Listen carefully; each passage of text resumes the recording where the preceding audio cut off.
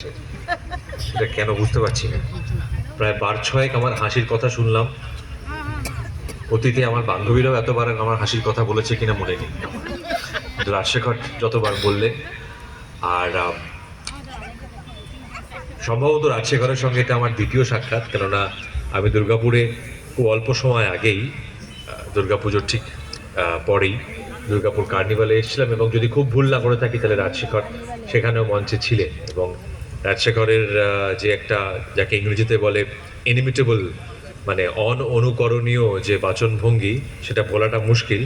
তাই আমি যে কোনো অন্য কথা বলার আগে আগে অ্যাকচুয়ালি অরিন্দিতা দিও বললেন, পৌরমাতা উনিও বললেন, মাননীয় পৌরমাতা, কিন্তু তারা উনি ছাড়াও আমি একবার আমার কথা শুরু করার আগে রাজশেখরের জন্য একটা আলাদা করে আমার মনে হয় উৎসাহব্যঞ্জক হাততালি আমরা দিতেই পারি।